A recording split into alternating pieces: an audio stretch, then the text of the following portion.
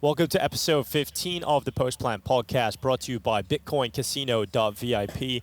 Today's guest is Trav. We spoke about him on that second episode of this podcast ever, Henry, and we kind of told Trav before, but we had Mac on the podcast, and Mac suggested you would be a great guest to have, Trav. So it took us a while to get to you, but I'm happy you're on. So thanks for joining us. Thank you, man. I appreciate it. Yeah, I've been keeping an eye on things, been keeping an eye on the guests, and yeah, it's a pleasure to have a chat with you guys. Every time I see Henry, whether it's like an after party or like HLTV Awards, sure, it might be a tipsy comment, but he's like, "Oh, Trav, you know everything about Tier 2, bro. You're one of the good guys, bro. See, I knew I would be on here eventually." it's not just a charade. I'm actually a nice guy in real life. Even if I am drunk sometimes, it's true. I always tell Trav, even nicer, he's my perhaps, when you're drunk. No, Henry. yeah, true. That is a good point. Trav, before we get into it, for anyone who's not aware, what are you working on recently? What kind of events have you been doing? You've been focusing on commentary, content creation. What's your main focus right now? I kind of do like obviously just a bit of everything really. If I'm not casting, I try and co-stream the big events whenever I can. It's probably the best thing I can do. I've got like a decent 20, 25 people that are happy to watch the games with me, which is decent. I'm no owner pixel, but I've got a nice little community there. Mostly commentary right now, occasionally some analyst work. I just finished doing the IEM Atlanta closed qualifier. Got a chance to see BetBoom qualify for the main event, if they get visas, obviously. Same for BetM, making it through. And yeah, mostly commentary, but yeah, I've had some good events in my career so far. I'm trying to push up and get those opportunities at the bigger events. The top guys, of course, are so good, so it's very difficult, but we're grinding. I know, dude. I'm in a similar sort of boat right now. The struggle is real, especially when the boat is getting smaller and smaller. How long have you been doing the commentary for? Like, how did you get into it in the first place? I'm sure you've been asked a million times, but like, what's the etymology of Trav? Like, how did this all begin? But to begin with, I kind of got involved with a little bit of a community on like CS Twitter as such, and some people there were pretty high up in the ranks in the ESEA League, and I played with them like for playing like Vertigo Global games, just grinding Vertigo only on matchmaking for the hell of it, just for shits and giggles, right? And they, of course, were very good players. They played at ESEA Advanced at a pretty decent level. They were very close to making it to like what would have been called ESEA Premier back then. So I covered their games. I just as a favour for a bit of fun. Hopped in, streamed their games, and then started casting a little bit on a terrible headset mic. And then bit by bit, I got better and better. Eventually, I think it was one of my first events. My first event is actually a kind of funny one back in 2021, I think when I properly started. Okay. I did a FunSpark Ulti online event, and then my first event listed on Liquipedia is the infamous Akuma RMR. From the Epic League CIS RMR, and that is kind of where I got my first shot, and I covered a few pretty good teams there in that CIS region back then, and from there on I've been grinding away at these online games and these online casts, and been trying to get better as time goes on. Were you always a gamer growing up, or was it a new thing after like the COVID era or something like that? No. I always played games growing up for sure. I mean, I joke about this sometimes when I speak to people about it, but when I was younger, I kind of started playing Club Penguin in 2007. Okay. Let's go. Nice. Every friend I've got... So you're about the same age as Adam then, are you? I'm guessing. I'm 29, yeah. Adam's very young. Yeah. So kind of bit by bit, with my friends, one friend led to another friend, that friend led to another friend, that friend said, let's play CS in like early 2015. Okay. And then bit by bit, got into the game, played the game quite a lot. Got to a relatively acceptable level. First ever event I attended in person for fun was ECS Season 1, the event where like Screaming Shocks just ran riot and killed everyone and won the event. That got me hooked to Pro CS ever since that moment, and bit by bit I've grown more into the professional CS scene, and now I'm kind of... It's happened here. Somehow I found myself here. So you recently we got to see you put some work down on the Thunder Pick World Championship event in Malta. You were an analyst at that event. So how was that experience? Obviously, casting, analysis, two very different jobs. What do you prefer to do? It's hard. It's a hard one because I think like the casters are so like giga elite in the modern day of CS talent. Yeah, and the analysts suck, right? No, apparently the analysts suck at the moment. That's the vibe we're going with.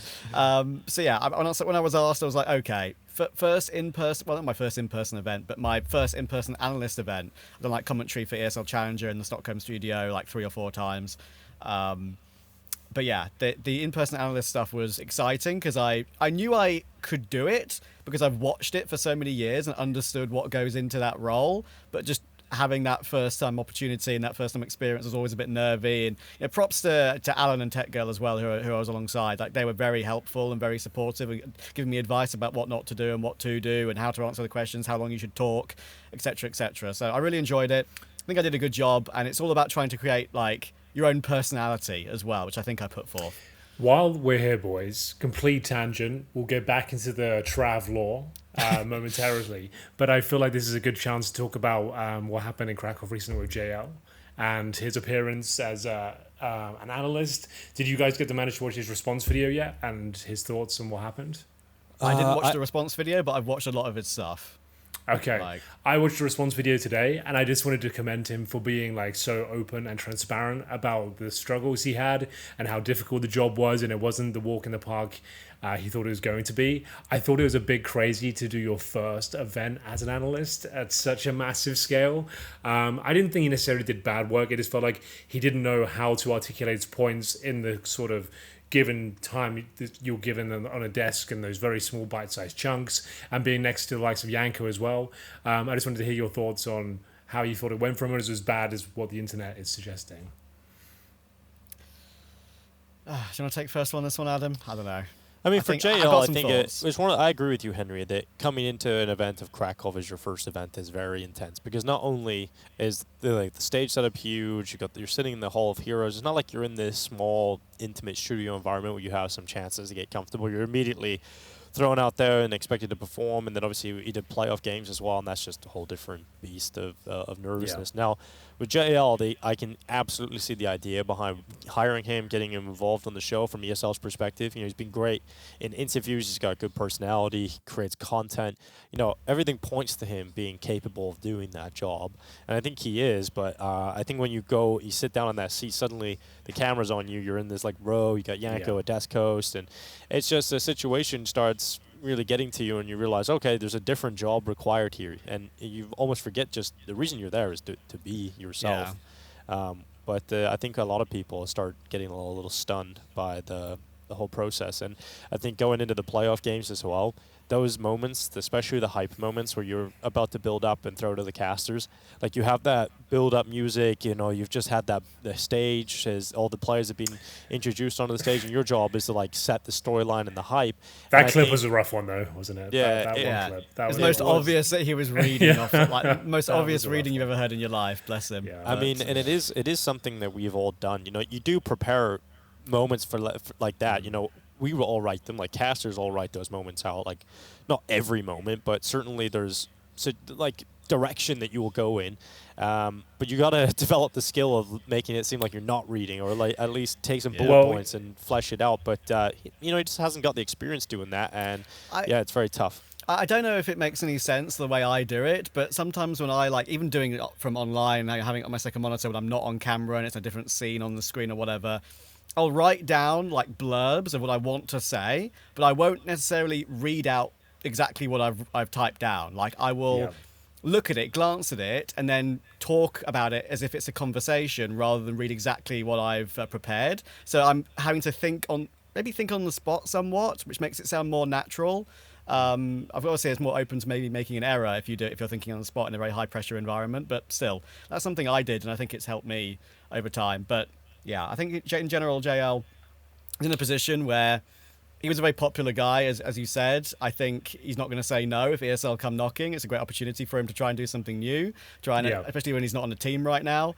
But yeah, fair play for him to being so honest. But I think you have to, at the end of the day, look at ESL's decision and be like, he needed to kind of do a few other events first. I guess. Come on. That's a good point, just actually. Get used in a different way. The idea there is, you can't throw him in and expect him to be a seasoned analyst. You got to go, okay, we've got JL here. He's got recent playing experience.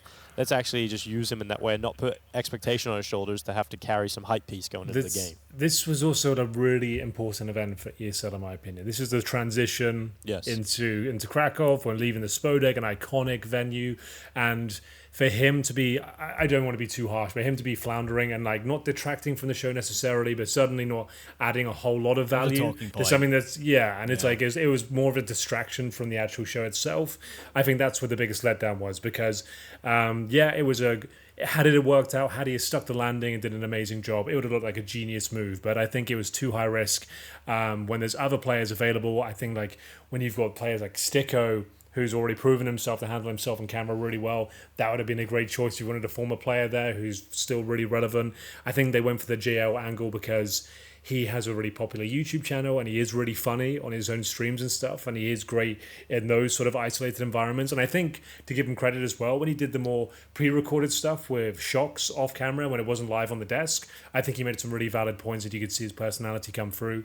I think it was just a nice reminder to everyone, especially pro players, that what we do and doing talent work, especially analyst stuff, is very difficult and can be quite scary at times as well. It's not for the faint of heart. Yeah, it's a weird one, right? Because even for me, even doing previously over the course of like a couple of years, unfortunately they've stopped it for this season, but even CCT have like done analyst slots for their playoff games in their regular EU series, right, on more than one occasion.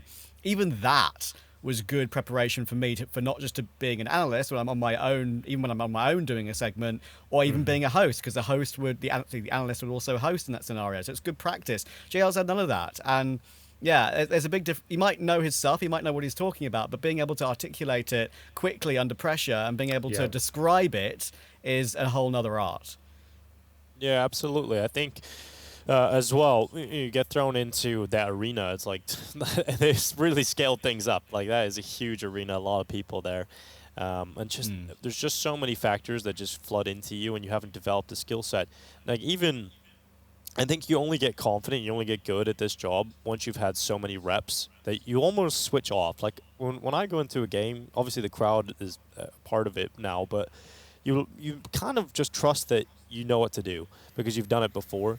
Whereas if you've never done it before, you've got no sort of track record to say, okay, if shit hits the fan, I don't know if I'm going to be able to get myself out of this. But, you know, when you've had some experience, you do trust yourself. You actually can go in there and do your job properly. Whereas, you know, you have so many thoughts in the back of your head, like, I've never done this before. Well, what if I mess up? What if I say the wrong thing? What if it isn't good? What if I don't sound good? So there's so many things that are there that you just don't have the confidence going out there to do it, and that only gets better with time. Yeah, and I just wanted to conclude that conversation with fair play to JL. That is a scary thing to even accept and to even attempt to do. I don't think he did a terrible job. I think if he had a few more reps, he could be really good at it, but I don't think it's the career move he should be making right now. But still, this was a really interesting video response. He was really honest. I'd recommend going and checking that out. And I guess my second question was then, just on Krakow as well, do you feel like it was a worthy replacement overall for the Spodek? Do you feel like it lived up to the hype, the expectation? This is a tough one. Sorry, Adam. This is a tough one for me because, like, the crowd unfortunately did not sound good on the broadcast, but I've heard from people who were there that they loved it and thought it was fantastic. Maybe ESL were being safe with the crowd mics after what happened in Cologne, but like I don't know, bro. Good like point, maybe. but still, like, I don't know. Lower the crowd mics. There's the skit.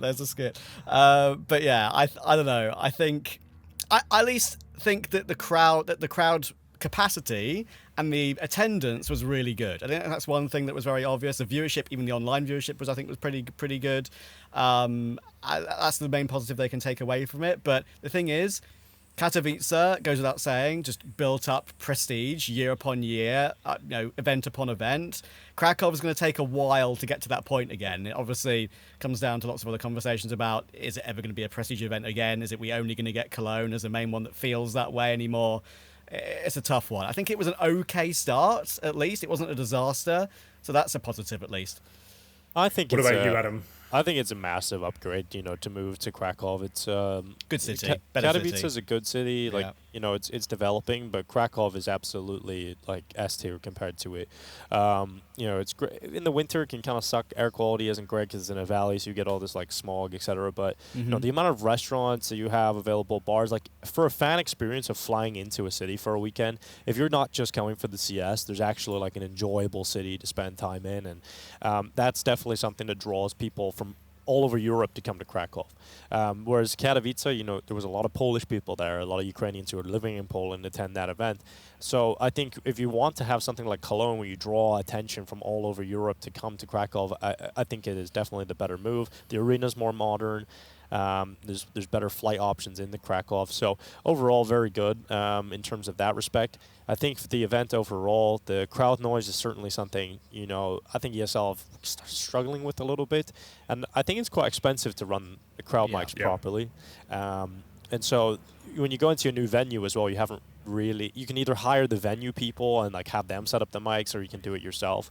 And I think when you have a new venue, especially like one such as the Tower Arena, which is this big sort of cylinder, is an oval basically. Exactly. It's probably pretty hard to like get the sound right.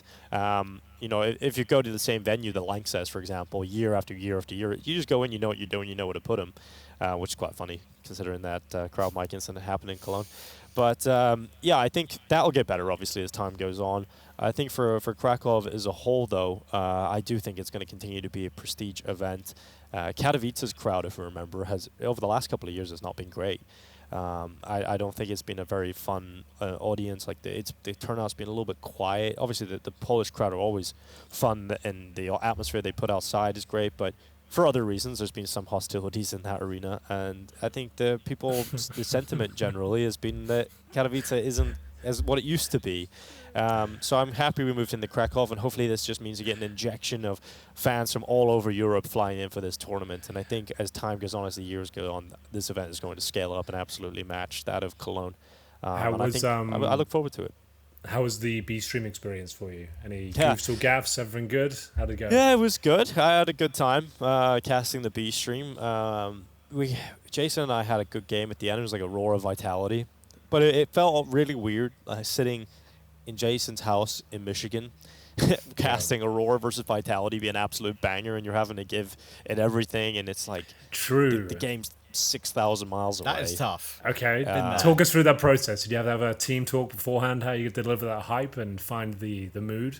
Yeah, so we had a conversation as the tournament was starting. It's just like, all right, this is Krakow. It doesn't feel like it, but let's just stay like locked in and focused the whole time. And you know, one of the things that always gets to me is when I'm remote, your audio is just never as good as it is when you're on site. And so you don't have like the same compressor, you don't have the same equalization in your headsets. So when you scream, it kind of sounds like shit. And that's something I've always been worried about, because not only does it look bad in the clip, but also like fans kind of blame the casters too. And in general, you don't really like to put your work out there and have it sound like absolute ass. So I was just, you know, a little tentative and holding back in terms of the amount of yelling that you would do. But when you have a game like that, you've got to just full send it. And the conversation was, you know, we just got to do it. This is what ESL have decided. They want a remote B stream for their elite event. So if you decide that, this is the trade-off. This is a boring technical question, I suppose. Is there anything Jason could do with his home setup to kind of get that sort of level and the quality you're looking for, so it's actually the same? I brought my mixer here, and I got the casting headsets. So I think it's kind of the best we can do. And then obviously you have an audio person who's over there in Poland too, or the production was done in Sweden. But yeah, so they kind of can do what they can, but it's just never going to be as good as it is in person, where you know, you're plugged into the whole ESL rig and you've got audio engineers working and tweaking on it and customizing it. Where we output one mix, and they kind of have to do that, and Jason's voice is a little different than mine, and you know we get louder in different times, so it's just never going to be as good. And I don't, and also just the idea of not being around the players and not being around the venue and seeing the emotions and feeling the intensity, just when you're a commentator, that's literally everything. So were you and Jason doing little watch parties once your shift was over? Were you watching? Yeah, we were on the last game, so there wasn't anything to watch because we were on the last shift. But I mean, when the playoffs started, when the playoffs. Oh yeah. I flew home to before that. Okay. Yeah. So I watched the playoffs. Camaraderie was dead as soon as the paycheck was immediately. Clear. Yeah, exactly. yeah. But it was good. Now we're back for Cluj. So we'll see how it goes over here. So Cluj should be fun, which we can move on to, because Cluj feels like PGL are trying to make this a prestigious event. Trav, are you getting that sort of vibe from Cluj-Napoca? Yeah, for sure. And I think in general, like the amount of extra prize pool they're putting into the event for not just this one but also future ones as well. They're really trying to get the top teams to attend these events, and I think it's a good thing. I think Cluj is one other thing I like about Cluj is it does have history to it, right? I mean, the crowd for the Cluj-Napoca Major in years gone by was incredible. They did it again, obviously, last year. The turnout was incredible again, and I think every single talent member and person who went was giving, amazing reviews of that. So I think that PGL have noticed that, realised that very quickly, and thought, okay, there's a good chance here. If we get our calendar right, we can make Cluj something special every year, and we can contend for some of these other tournaments going on around the scene. I think with the team turnout this year, very obviously teams are realising that too, and yeah, I think it's going to be an absolute banger this time. That's for sure. Trav, for someone like me, somewhat of an ignoramus when it comes to the VRS stuff and why teams select certain tournaments, why were PGL not getting the top tier teams before, and why are they getting them now? Was it a prize money factor, or was it just a clash and other factors? What would you say was the main reason? Wasn't there this not controversy, but like discussion about club share or something to do with... There was less incentive for the organizations to go to these events compared to likes of Blast and ESL, because PGL were more for the players, saying that the lingo that they had in terms of the prize money meant that it would benefit the players' contracts. A lot of the older contracts pre-Louvre agreement. So I think this is a situation where the clubs wanted to prioritize events where they would get a little bit more of the cake. So PGL had to make a change and obviously go with the business model that Blast had and ESL had, where they had club share that the organizations could get a cut of, and then that encouraged them to actually go to the event.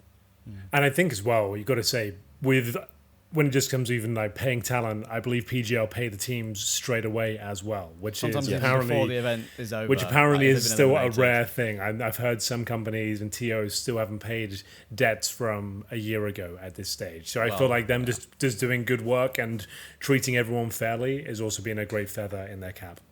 Yeah, going to a PGL event is always great because it's a consistent delivering product. Like, you turn up as a talent, there's going to be a taxi there waiting for you. The second you get there, it's a nice car, picks you up, drives you to the nice hotel. You're going to get a comfortable bed, a quality room. The studio is always like a short walk away. You get a voucher for food, and you get paid a day rate. You don't have to hard negotiate for a basic rate. You just get what you want to get paid, and you get paid sometimes before you even leave. And honestly, going to a PGL event, the quality of life is really, really high. So I think from a player's perspective, they've only said the same thing. Obviously, I can't speak for that, but I hear that the PCs are really good. They just announced they actually got a new PC deal where they're going to be moving forward with literally the best Counter-Strike PC you can have with 610 hertz monitors. Like, they partnered up with Asus, so they're going to have like the sickest PCs for years to come too. This is a real declaration of intent, I think, then from PGL. They are swinging for the fences. For sure. They are going for the jugular of ESL by the looks of things then. Would you agree with that? Yeah, I think I would agree with that, because I think a lot of teams, like, kind of secretly are maybe not entirely happy with even the PC rigs for ESL events. I think there was a Pro League maybe even last year, that there were some issues with just plain FPS issues and stuff like that. So I think in general, what PGL are putting forth is not just good for crowd, talent, and team. It's good for every single player as well. It's a healthy environment, and as Adam said, what you're going to be getting from that product as soon as you go there. Yeah. So I think it's really, really good. And also, of course, for the younger teams coming through as well, who are maybe some of the not the established tier 1 teams that play every single one of these events if they accept the invite. This is going to be an experience that they probably won't forget, and then they'll realize, okay, wait, this is what being a pro really is like. Foot, for example, which I'm sure we'll get onto a little bit later. Like, they're gonna average age 19 or whatever. They're gonna realize, oh my goodness, this is maybe the absolute giga elite of what we can do, because they haven't played a major yet, obviously. So, yeah, it's exciting for teams like them. Yeah, I guess then, Adam, it's time to talk about the teams attending. Yes, can anyone hold a candle to Team Vitality right now? Is there any discussion to even be had that they can be touched? It doesn't feel like it, right, with the way that went down. I mean, Furia, the closest there. Falcon's still not close at all. So, yeah, in that department, it's not looking all that and no shocking spirit this event. Yeah, exactly. Right. So to say that Vitality are going to be champions is, I think, really the only thing you can say. Maybe we could look for a dark horse there. But I think one thing to touch on about Cluj-Napoca and the teams in attendance and tying that together is last year, the Cluj turnout was not great in terms of the teams that turned up. That's where like the peak of the controversy was, and everybody's talking about. That's when PGL had to move towards this new business model of getting the club share in, because they just put on a huge event. The crowd was incredible, the arena was great, and yet we turn up and the top teams aren't there, and you've got Astralis playing on the last day with Device taking sick, and it was all just not great in terms of that department. Mal's win the trophies, that tells you everything. So now you've got Vitality, Furia, and Navi That's going. such a good point, actually. The fact the only trophy they win is that that's one when no one turns up. Yeah, insane stray. But it's true. It's true. But it feels so true. And the worst part was like watching Imma in the crowd in Romania and not getting to play because his org didn't want him to go to the event because they wouldn't get enough money from it. Now Navi are actually going, so he's going to get that opportunity. Hopefully Navi don't mess up in the group stages, but they've got an elite format. We've got best of 3 Swisses, so like surely we just end up with all the best teams going into the playoffs. So it's like a Gig Elite CCT. Finally we're back. Finally we've got the right CCT. format. I'm kidding. But what I really like about just the team list in general is like, unfortunately you are right about Vitality. Like, I think we're in the process of, unfortunately, for maybe a bit more of a neutral fan, of teams kind of struggling even more than last year to keep up with them. I think Fury are on an ever so slight downturn at the moment. Falcons, who the fuck knows, event to event, like they can just pop off whenever, and they also look like they're complete bots and lose another two. Well, they were finalists here in Cluj last year too. They were, but maybe they like the environment. Maybe that is going to be something that will help them again. But again, different and harder field supposedly. There's no other team that, like, looking at the list now, that can punch up to Vitality's level, even if like Vitality are playing their B game right now, at least in my opinion, which is the scary part about it. And look, I'd love to say that Fury will be able to do something. They still have the ability in BO5s to be problematic, I think. We've seen they took the opening map last time around. We know how good Fallen's BO5 record has been until Krakow. But at the moment, their map pool is better than it's ever been before, and other teams are lagging behind, and they don't have Zywu is better the than he's ever superstar. been before, which is How's that happened? How's that happened, by the way? How's he suddenly got better out of not out of nowhere, but it's crazy considering how long he's been going now, and he heard everyone chatting shit about the top 20 list, I think. And you know what? We blow that air quality shit out the window because Krakow had the worst air quality in the world that like the week leading up to this. So he still popped off. So there we go. That's out the window forever. But yeah, Zywu has got into crazy form. Sadly, I think the only team, and they're far off it right now, but I think the only team that could challenge them is Spirit. And like if that all comes together, it's like you've got Donk, right? And he's just freak at this game. So unfortunately, right now. Yeah, they're not in attendance. Yeah. So yeah, that's the only thing they have, and they're not even here. So that's the issue. So Vitality is probably going to win another trophy here, and they're actually only one win away from the ESL Grand Slam as well. So that's a really good point. That's how they're just rolling in the cash right now. Yeah, absolutely. There's like every other team I think is restructuring, retooling to try and catch up, and it's the worst time possible because Vitality are finding that killer form they had at the start of last year as well, and that's going to be a real problem because they're going to keep evolving, and every other team have got fresh rosters, new faces, trying to slot in the roles and trying to get rookies stage experience, and Vitality just have none of those issues. Everyone is looking red hot right now. Even Apex is looking really sharp. Flames is looking unbelievable. Zywu, sure, he's playing some amazing CS, but it's not like he's in hard carry mode or they're relying on him to win games. He's not being dropped an AK or an AWP every single round like Donk has to be in Team Spirit. Like, it's just great tactical CS, a great overall package, and it's difficult to even assume a team will come close to them. As what? In Krakow, they dropped a single map, and that was to Furia in the grand final, the opening map. That's all they got, really. That was the only look-in that team had. The scary thing about Vitality as well is that, like, you mentioned all the changes other teams are making to try and catch up. Yeah. Their synergy is so obvious whenever you watch them play. You know, as I said, B game, C game, they find a way to win, even if they're individuals that are a little bit off. Every other team has had to make changes to try and catch the number one team in the world. And synergy takes such a long time to build up. Even in some of the lower tier games I watch, The teams that are maybe stuck together in Tier 2 are now suddenly, they stuck together over Christmas and they're looking so much better than some of these other teams that have made so many changes to try and make that jump up to another tier, to Tier 1.5, to Tier 1. And, I think a good example actually is BetBoom, who qualified for Atlanta. They didn't make any changes. They have choking issues, sure, in some of these big qualification games, but they stuck together and they are still beating nearly everyone in Tier 2. So, yeah. If a team like Vitality doesn't need to make any changes for this long, how are you going to break that synergy? What kind of calamity is going to have to happen to Vitality in a big event to really hurt their mental enough to blow that team up? It's the anomalies of these other teams. It's your Donks. It's your Molodoys. It's these players that have to go above your Monacies as well, I should mention.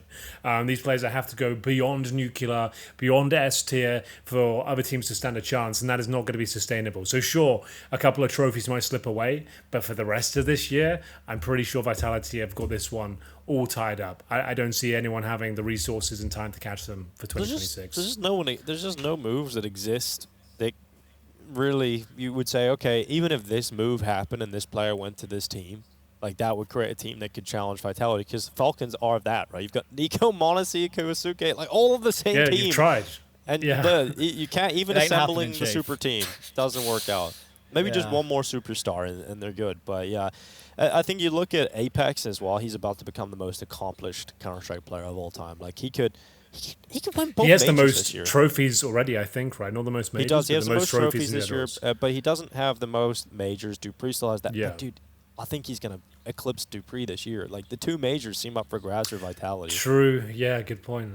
And he could end up just taking over and have the most amount of majors. Apex, like it's crazy to think about. It feels like only a year ago, we were talking about, still discussing who's the GOAT IGL. Is it Glaive? Is it Karrigan? These two have been going head to head for so long, and people are discussing that Karrigan's done better with less, and Glaive got lucky with the Astralis era or whatever. Now you can just throw all that out the window. Apex is probably going to be the GOAT in-game leader, which is crazy.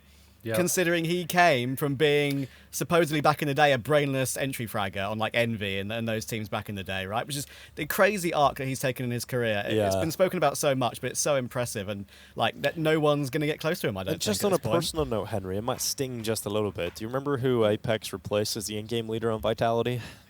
Alex. Yes, indeed. And so it's crazy. Meekin, Alex was the guy before it. Like, we've all forgotten about Alex. We've seen on Reddit, like, there was a post the other day, it was like, where's Alex? I saw that, yeah. Were there any conclusions? I haven't spoke to him in years. Illness, I think, long-term. He had stomach travel. issues, I believe. Yeah, that was the problem in Cloud9. Just lots of traveling was too much for him to do, to commit to a professional career, unfortunately, which is a shame, because I really liked him as well back then.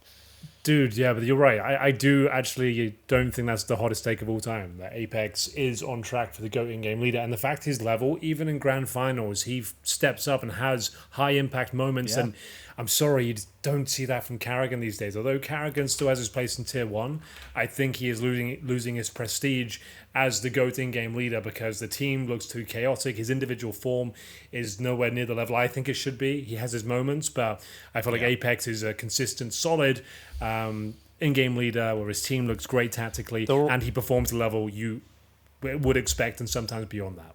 There will always be caveats, unfortunately, around Apex where people will say, look at the team he had, look at the era of CS around him or whatever. But people will argue because they have a favorite in-game leader, right? Like, it'll be in the conversation. People still do it today about Glaive and Karrigan. Like, people will say Karrigan's the GOAT, and then other people say Glaive is because he's won so many majors.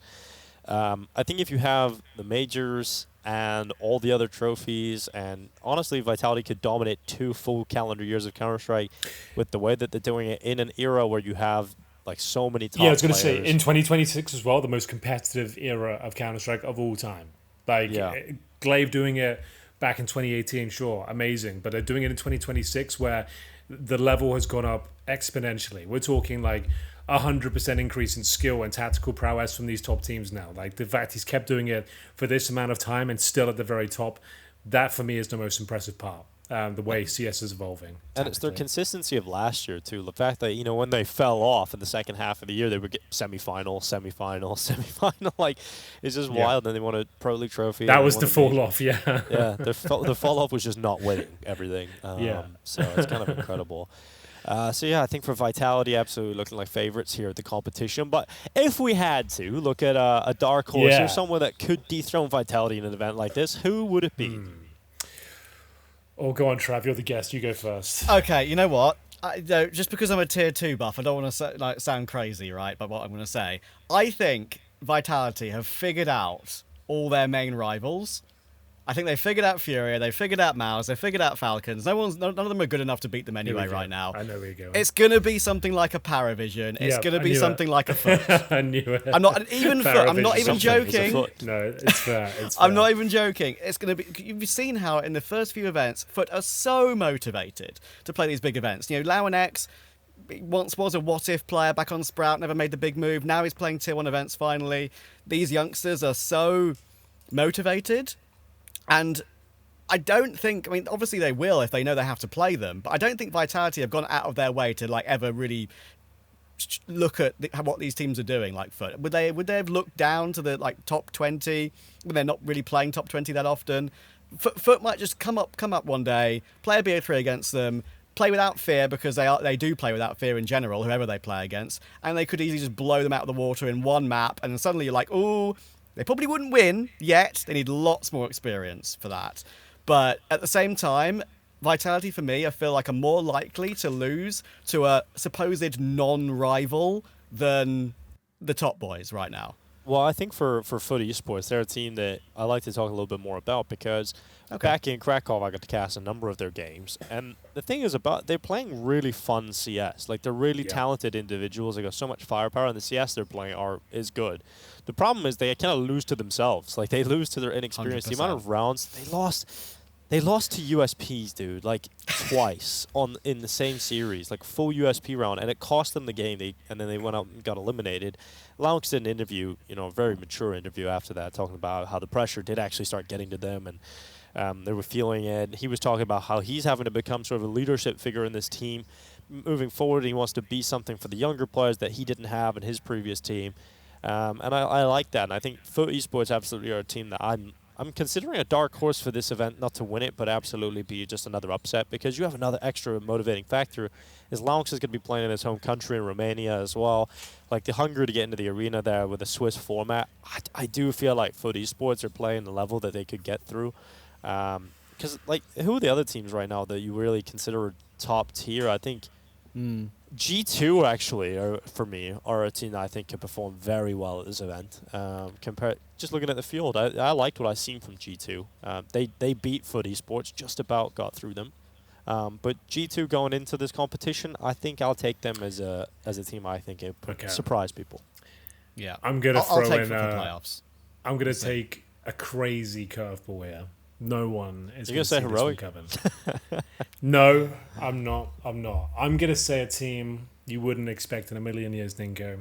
Okay. I'm going to say I'm actually not saying they're going to win the event. I don't think they're making the playoffs, but I think they can get through the Swiss system. It's Team Astralis. I'm liking what I'm seeing so far from Fuzi. I'm liking what I'm seeing from Ryu. I feel the team's got nothing to lose at this point.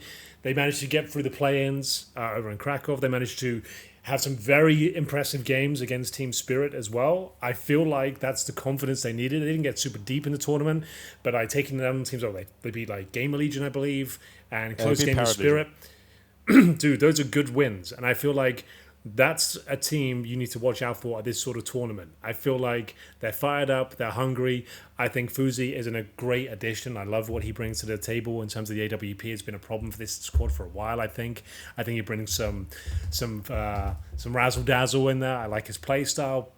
I think Astralis could actually do some damage at this tournament. Again, don't think they'll win it, but I think they can get through the Swiss format. I don't even dislike that, because I think one of the main things that Astralis have like been not wanted to do for so long at this point is they just have wanted to stay fully Danish for so long, and it's hurt them for so long. Finally, they bit the bullet, and people might say, what on earth are you doing picking up these sort of players when there might be other options? But Astralis can't afford other options, put simply. Like these are okay options can't afford to take. their options they've got right now. So. Exactly, right? So I think Ryu as well is a great player, because when I watched him in Monty, for a long time, I felt like Monty were kind of misusing him in a way. Like, he was not playing in the roles that he was entirely comfortable with for his talent, in my view, from when I watched their games. It might seem left field, but it seems like now he's thriving. And I think Hooksy knows how to use his players. That's one thing I can give Hooksy all the credit for in the world. Maybe, he's not going to have the kind of style that consistently wins you event upon event, even if it's like, tier 1.5 lands that aren't S tier lands. But what he does, as we've seen historically, even with like Copenhagen Flames on 2 occasions, I think, he gets a team to a relatively acceptable level in these big events where they can always compete to a certain extent. I think when you've got 2 new players who are coming into Astralis, a lot of pressure, they're playing under a legendary org name, especially players that haven't really had the opportunity yet in their career. Fuzi's been fantastic too. And I think there are so few AWPs, up-and-coming AWPers, even in Tier 3, Tier 2, that you could really talk about. Maybe only 2 or 3 in my mind right now that I would pick out. Fuzi's been there or thereabouts for so long on Wildcard, and now, like, jumping from team to team, like 9, finally... Dude, I was so scared when he went back to 9. I was actually so worried for him. I was like, dude, what are you doing? Like, your stock is peaking right now. Everyone's talking about you. There's an opportunity surely greater than 9. And I'm glad he found it. Yeah. But, like, there's also...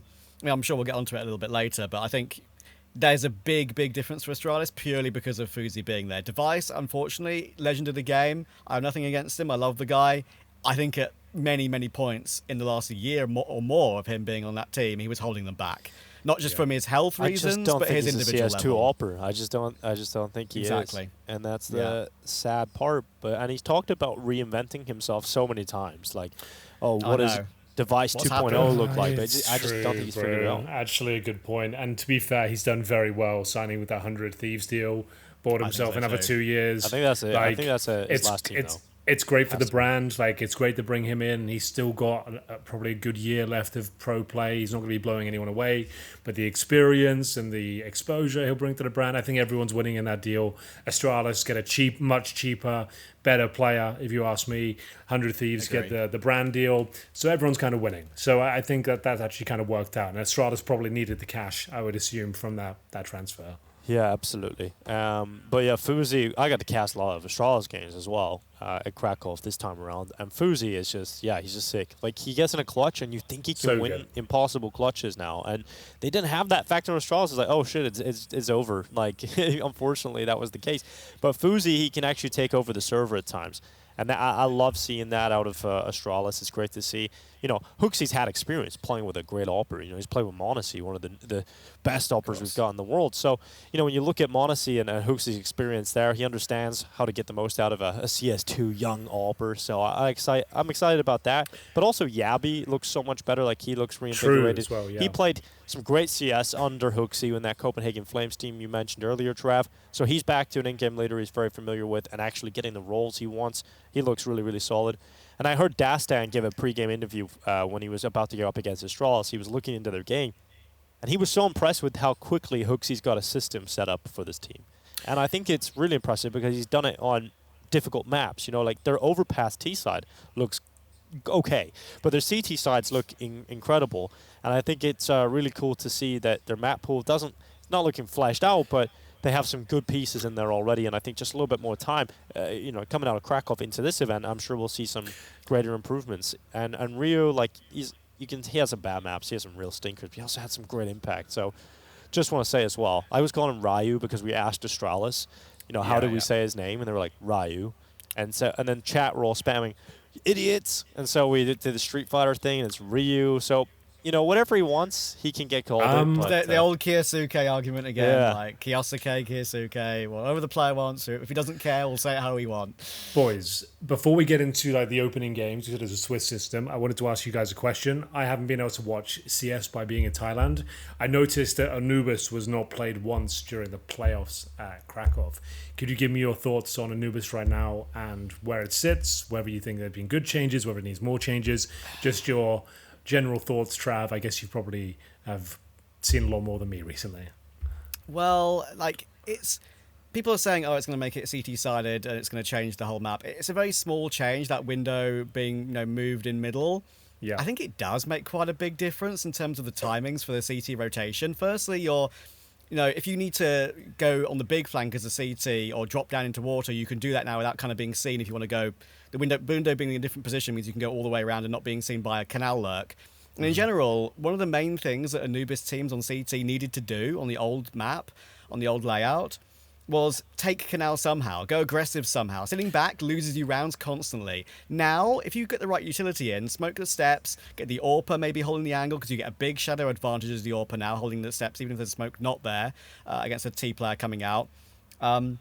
And get a couple of riflers into the Canal. You can get there really quickly now, and you can even hold off against the Rugs player coming in from the Carpets player coming in from the upper portion of A. So I think CT aggression is very obviously the way to go on the map now. It won't be obviously used every round because teams need to change it up. But I think T sides are slightly more difficult, but I still see it very easy to expose and overrun bomb sites, especially like if there's the B bomb site in particular with the right utility, it crumbles very quickly still as a CT side. So that's the main issue for me for sure. Crazily, when you look at the stats, that does paint the picture from Krakow that it is more CT-sided. Like the stat lines win in all the main categories for CT side. There's not one with the T side actually wins. So, you're looking at that develop, but also what team was playing it the most. You're looking at Aurora again, and it's made them a competitive team. Like they actually were running deep. They looked like reinvigorated. Who could have seen that coming? But Aurora just picked it up. So whoever has been a good Anubis team is generally being able to play it again.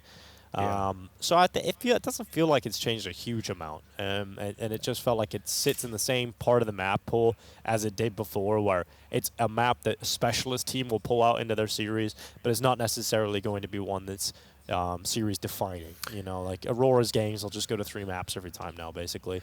But what I love to see was Vitality didn't want to play Anubis, so they went, all right, let's play our permaban. They played Ancient, and they banned Anubis, forcing Aurora into an Ancient pick. And then we had that 4 overtime game that was really fun, and Zai was clutching, everyone was clutching, and it was really fun. They both never played it, right? Or no, neither. Once. I think Aurora played it once. Vitality had never played it in the last few months. Yeah, I remember checking it when it happened. Just their permaban. So we're like, okay, how's this gonna go? So, general conclusion then: not massive changes, but interesting CT developments, and we'll see how it goes. But basically, nothing to write home about. And I just wanted to hear your overall. Just very quickly as well, the one thing as well with the window changing position, I'm seeing a number of different ideas of how to hold it as a CT now. Like you can hold further back in middle if you have a rifler in support who's watching the right hand side. Because T's can now boost on that and face you on a headshot angle. That's a really good thing to be able to put into play now as a T and as a CT. Both goes both ways. I think it just adds a bit more interest to the map. Sure, it will wane because in time it'll get a bit more boring as all maps do. But I think that's the one thing that has really helped the map in general, and making it slightly more even is what it needed. Absolutely. Well, looking forward to seeing more of it, perhaps here in the Swiss format. So let's talk about Cluj-Napoca and those opening games of the Swiss stage. Oh, yes. Let's go through them. We got Navi Astralis to kick things off. Interested in your thoughts on this one, Henry. Who do you think's taking that? I guess it has to be Astralis at this point, just for the reasons I mentioned before. I think my brain is telling me Navi. I feel like they are getting stronger and stronger. I think they're actually looking pretty decent and quite deadly right now. But I'm on the Astralis train for some reason. I'm obsessed with Fuzi as an AWPer. So I'm good. It's all best of 3s, right? We confirmed that in this format. I feel like Navi should win it, but I want Astralis to, as I want that fairy tale story to begin on the right foot. I want to see Hooksy smile. I think that's going to be a great series, regardless of who takes it. I think that's going to be a really good opening game of the tournament, Navi versus Astralis, considering the former Astralis is in. Navi looking to find former glory as well and looking better and better. I think Wonderful has really proven himself to be a top-tier AWPer again. So him against Fuzi, that's going to be a great show in general. So probably Navi to take it, but I'd like to see Astralis put up a good fight, is my overall conclusion. I hope that satisfies you, Dinko. It does. It does. Does it satify you though, Trav? Do you agree with Henry? Yeah, it does. I mean, listen. For once, Astralis are likable, right? They've been so hateable for so many years. So Finally, true. they're likable with this roster, right? And that's why you can kind of feel like you want to root for them. Maybe the ardent Danish fan will also be a bit upset that there's a Swede on the team. Who knows? But yeah, I think he's very excellent to watch at the moment. And I think Navi, they should win. Obviously, they should win that game. One of the things that's I'm happy with what I've seen from Navi is maybe they're not where they want to be. Maybe they're not going to really compete really hard against Vitality. But their base level is just really solid, right? I mean, I think they're understanding more and more. Makaze's maturing game by game, event by event, right? So I've been happy with what I've seen when I've watched them. Yeah. And as I say, maybe they have their calamities where they choke a game here and there, but at the end of the day, you've got Blade behind you. He's gonna keep things in track, isn't he? So interesting. Well, I've got Aurora Foot as an opening game here that I'm excited about, and I'm gonna go with Aurora winning this one. But I think Foot Esports are gonna push them. I think it's gonna be. Are you commentating that one? No, that's gonna be Harry and Hugo doing that one. So Okay, we're gonna cool. be on the second half of the day. Oh, nice. Because we're starting at 3 a.m. It starts at 3 a.m. local for us, so we don't want to. Nice. Well, the PGL put us gracefully on the later streams. So I think that'll be exciting. Aurora versus Foot Esports. I do have Aurora just edging that one out. Obviously, Foot Esports could absolutely get the win there, but I do have the experience winning in that game. I think you're probably right, but I think this is one of those games where Foot could easily just blow them out the water. If we, I mean, I'm probably going to get Anubis right, but at the same time, you mentioned that Aurora map maybe can now rely on going 3 maps every series. They're gonna lose one of these days. I think they're gonna have to start to have a drop off. I mean, Xantares, he's still absolutely incredible, and alongside Wicadia, that sort of like that duo is so strong. At some point, it's going to have to fall off. And Major's had all this criticism, event upon event about how he leads them. At the end of the day, there's nobody in Tier 2 who can lead. There's no Turkish Tier 2, Tier 3 in-game leader coming up that can replace Major. He knows how to get the best out of his players. He knows the style that they're comfortable with. Soulfly looked a lot better, sure. Floundered in the playoff game. Not everyone can be Donk and posted 1.70 in the fucking first event, right? Yeah. Soulfly's in shit roles. He is slowly learning them, slowly getting it. He wasn't even like on Fireflux's previous team. He wasn't even like the star player on that team. Like Banjo was quite often putting up the big numbers for that roster.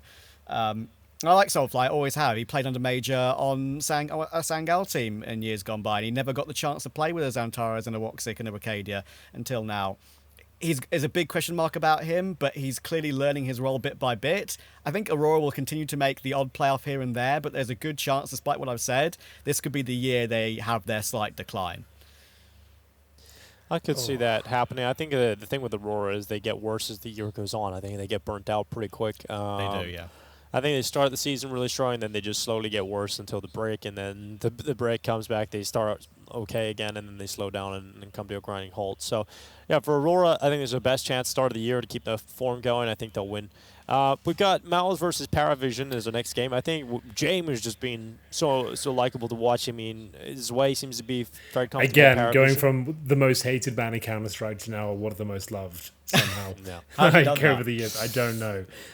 You just love to see it though, because he's got one of the youngest teams in all of Counter-Strike right now. He's still looking good. Their play style actually works in CS2 at this point, and they're a dangerous team. And this. I don't think there's a world where they beat Mouse, but I think they get them sweating. I think they have them on the ropes most of the way through. It's going to be an opening game. Mouse will be comfortable.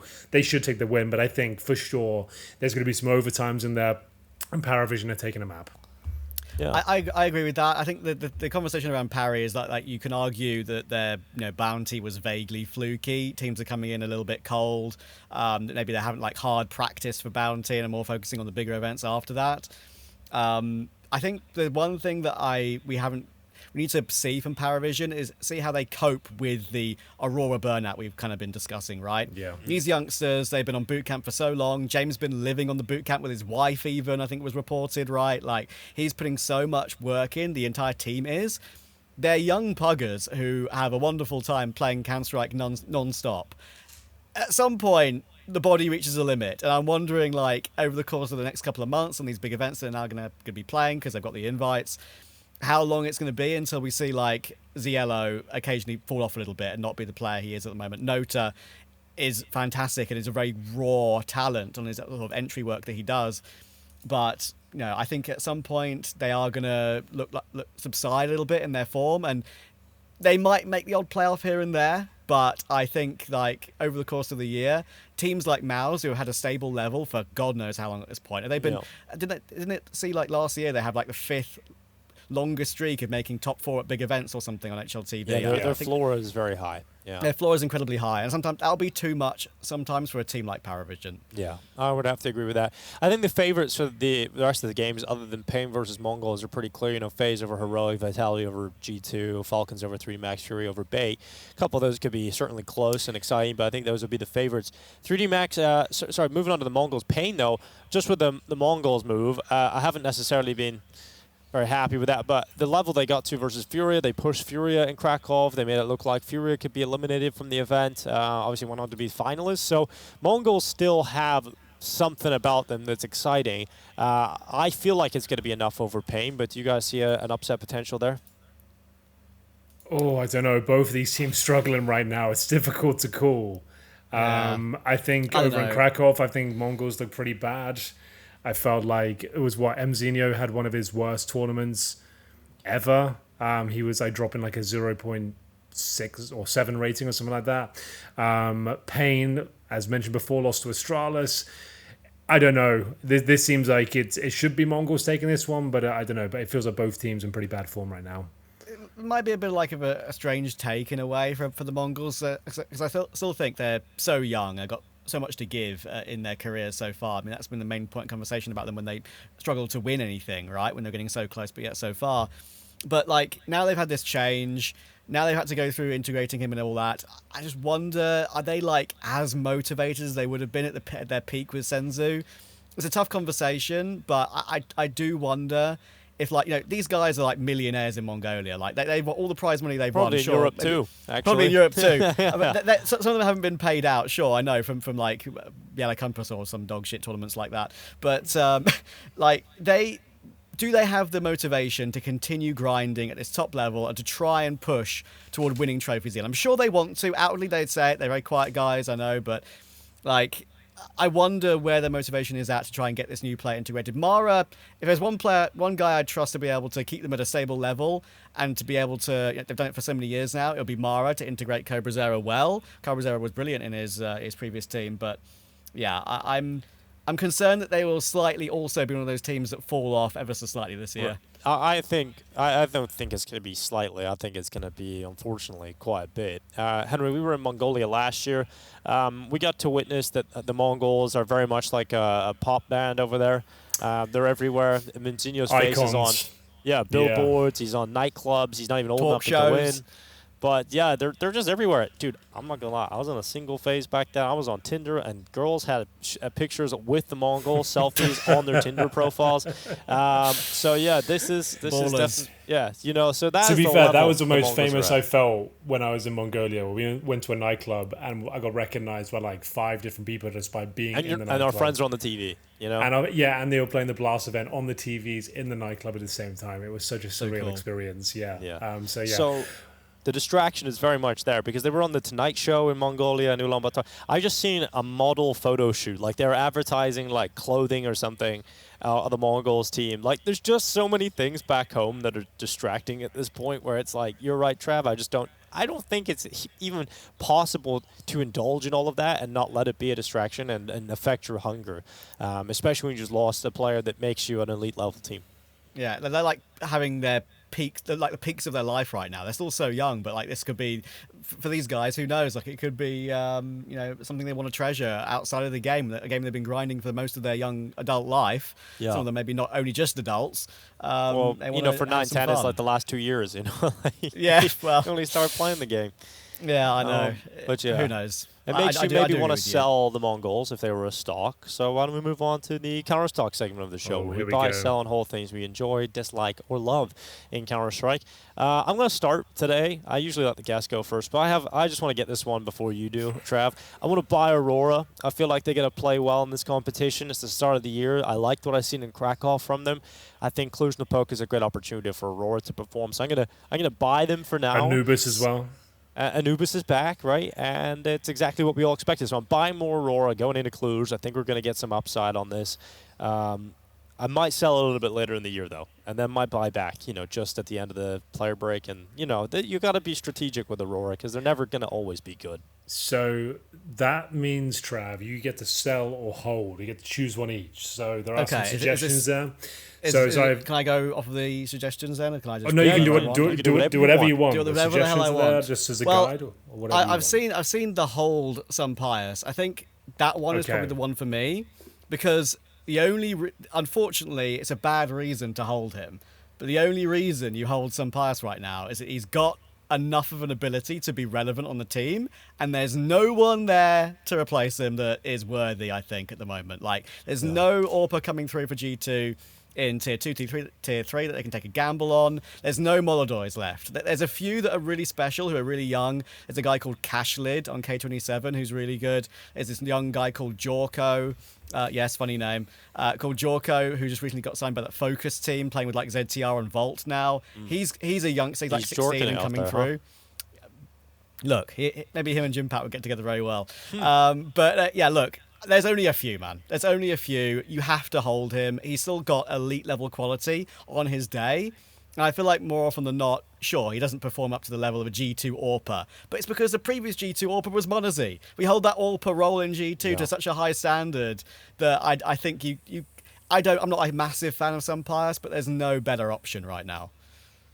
Well, Henry, you over the years you've been buying, or over the last few months, you've been buying a lot of liquid stock. Dude, I was just about to say this. I literally had a whole monologue about that. I was going to open up my wallet, look at what dust was remaining in there, and I noticed there was a little bit left of my team liquid stock left in the old dusty wallet. So I will be selling the remainder I have inside there right now, just because I'm done. I'm out.